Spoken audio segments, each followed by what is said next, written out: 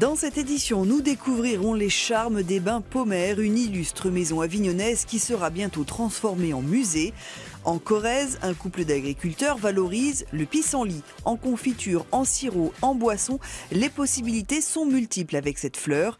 Et on débute à Étaples, dans le Pas-de-Calais, où un super radar a été installé pour compter et répertorier les très nombreux oiseaux qui passent ici tout au long de l'année. La baie de Canche, un haut lieu de migration des oiseaux. Un radar installé sur la plage des Pauvres à Étaples va désormais les recenser en continu. Son objectif, mieux évaluer l'état de conservation de certaines espèces et aussi l'impact du réchauffement climatique. Et le radar est un outil indispensable, mais également complémentaire d'autres formes de données que l'on peut avoir, soit par les observations, les comptages visuels, qui restent très importants, mais qui ont quand même cet inconvénient qu'ils ne se font que de jour, alors que le radar mesure également des flux la nuit. La migration a majoritairement lieu la nuit. À la différence d'un radar maritime, il est capable de détecter et de différencier les oiseaux, les chauves-souris et les insectes. Aucun volatile qui survole cette zone ne pourra lui échapper. Il couvre 50 hectares et il repère les oiseaux jusqu'à 3 km d'altitude. Ce radar a la capacité justement, grâce à l'enregistrement de paramètres de vol, de discriminer les groupes d'espèces, voire même certaines espèces, et de les quantifier à l'unité. Ce sont les chasseurs qui sont à l'origine de ce projet, qui pourrait peut-être les réconcilier avec les écologistes. Ils espèrent en tout cas qu'il leur permettra de chasser en priorité les espèces en surpopulation et avec des quotas plus précis. Avec ce genre de choses, on va pouvoir enfin estimer précisément la population. S'il y a une pression de chasse à accroître effectivement en dehors du cadre de la loi, il y a des dates d'ouverture et de fermeture, là maintenant on peut le faire. Donc on quantifie bien le volume de l'espèce sur toute l'entièreté de son couloir migratoire et ensuite on peut adapter finement un prélèvement. Prélèvement qui ne doit pas être discutable puisqu'il viendra de toute façon d'une machine. Il s'agit seulement du 3e radar de ce type installé en France. Il permettra de mieux appréhender la biodiversité.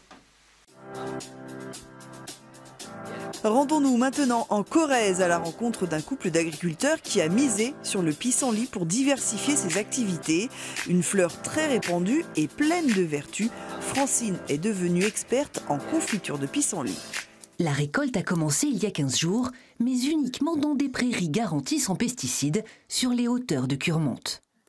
Attention de ne pas vous faire piquer, il y a des abeilles. La météo est capricieuse cette année, il faut saisir la moindre éclaircie, car c'est la caresse du soleil qui révèle l'or du pré.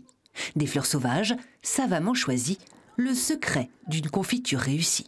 On ne ramasse pas de tiges. Parce que comme il y a du lait dans les tiges, ce lait apporterait trop d'amertume en fond de bouche. Par conséquent, on ne prend uniquement que la fleur, bien ouverte, bien pollinisée. Voilà, comme ça. Des fleurs qu'il faut ensuite cuire à l'eau et filtrer pour extraire le jus et réussir la gelée, un concentré de santé. Le pissenlit a beaucoup de vertus, diurétique, c'est bon pour les yeux, c'est bon pour la circulation, enfin ça a beaucoup de vertus. Et c'est la plante la plus répandue dans le monde. De la confiture, mais aussi de l'alcool, du chutney ou du sirop. Francine et Maurice, son mari, déclinent avec humour le pissenlit sous toutes ses formes. Une idée qui a germé chez ce couple d'agriculteurs il y a 23 ans, en pleine tourmente de la vache folle. C'était une façon de se diversifier, d'essayer de faire autre chose sur l'exploitation, d'essayer, pour continuer la ferme, d'essayer un autre produit. La vie en jaune leur sourit. Francine et Maurice travaillent avec bonheur le pissenlit, mais aussi tous les fruits et légumes de leur ferme. Une créativité qui leur a valu le prix national de la dynamique agricole et qui leur permet de vivre enfin de leur travail. En juin, ils partiront même une semaine en vacances pour la première fois de leur vie. On termine avec la visite des bains Pommer à Avignon. La ville vient de racheter cet établissement vieux de plus de 150 ans et souhaite le transformer en musée. Voici donc une visite en avant-première.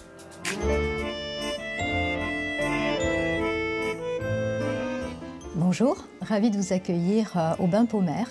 Donc, qui est cette maison de bain publique qui a été construite à la fin du 19e siècle, mise en exploitation en 1890 et qui va rester ouverte jusqu'en 1972.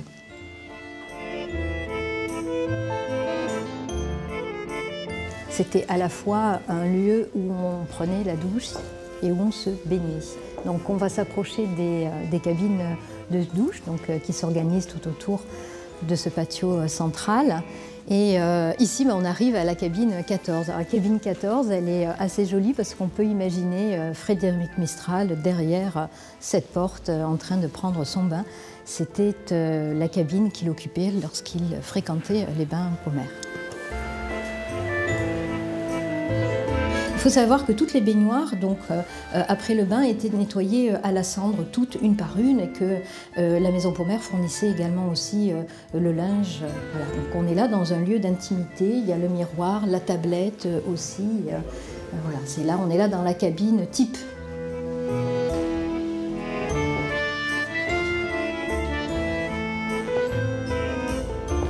Et on voit que du point de vue de l'architecture, qui est fin 19e, début du 20e siècle, il y a beaucoup finalement de délicatesse et d'équilibre, à la fois dans le choix des matériaux, dans le raffinement par exemple des grands vases bleus de Valoris, ou encore dans ce magnifique banc de bois au centre qui est là et qui est un peu finalement le symbole de l'aspect aussi social de ces bains. Envie de parler plus que de bain, de maison Pomère, puisqu'il s'agit désormais de partager cet édifice public avec nos visiteurs, les Avignonnais comme les touristes, et on ne doute pas que l'intérêt est très fort pour ce lieu.